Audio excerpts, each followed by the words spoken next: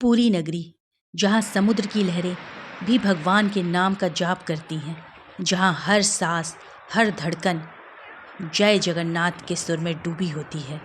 हाल ही में इंटरनेट पर वायरल एक वीडियो दिखाया जा रहा है, जहाँ पर एक चील ने भगवान जगन्नाथ का ध्वज अपने पंजों में ले लिया है और पहले वो मंदिर के कई चक्कर लगाता है, फिर अचानक समुद्र की ओर जाकर कहीं विलीन हो जाता है। कुछ लोग इसे अशुभ घटनाओं से भी जोड़ रहे हैं। अब ऐसा पहले भी हो चुका है और क्या रहा उसका परिणाम, ये मैं आपको वीडियो में आगे बताऊंगी। लेकिन इसके पहले जगन्नाथ ध्वज से जुड़े हुए कुछ रहस्यमयी बातों को जानते हैं। यह ध्वज हर दिन बदला जाता है। इसे उल्टा फहराया जाता है, यानी हवा के विपरीत दिशा में लहराता है यह ध्वज, जो सामान्य भौतिक नियमों को भी चुनौती देता है। हर दिन एक सेवायत बिना किसी सहारे के 215 फीट ऊंचे शिखर पर चढ़कर यह ध्वज बदलता है और कभी भी कोई भी दुर्घटना नहीं हुई। मान्यता यह भी है कि यदि एक दिन भी ध्वज नहीं बदला गया तो मंदिर 18 वर्षों तक के लिए बंद हो जाएगा। कहते हैं ध्वज में नकारात्मक ऊर्जा को अवशोषित करने की शक्ति होती है, इसलिए इसे हर दिन बदला जाता है। अब कुछ समय पहले की बात करते हैं कि क्या हुआ था जब एक चील ने भगवान के ध्वज को लेकर आकाश की तरफ उड़ चला था। एक समय की बात है, रथ यात्रा की तैयारियां चरम पर थीं। हजारों श्रद्धालु मंदिर प्रांगण में उमड़े थे। मंदिर का शिखर आकाश चूम रहा था और उस पर लहरा रहा था भगवान जगन्नाथ का पावन ध्वज। लेकिन तभी एक अजीब बात हुई। आकाश से एक विशाल चील उतरती है। उसकी आंखें सीधे ध्वज पर। भीड़ देखती रह जाती है। वो चील पवन वेग से उड़ती है, मंदिर शिखर तक पहुंचती है और अपने पंजों में उड़ा लेती है भगवान जगन्नाथ का ध्वज।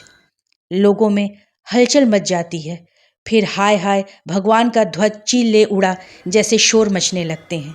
वो चील मंदिर के चारों ओर चक्कर लगाती है, मानो परिक्रमा कर रही हो, मानो कोई संदेश दे रही हो, और फिर आकाश की ऊंचाइयों में विलीन हो जाती है। और तभी भक्तों में डर और आश्चर्य का माहौल बन जाता है।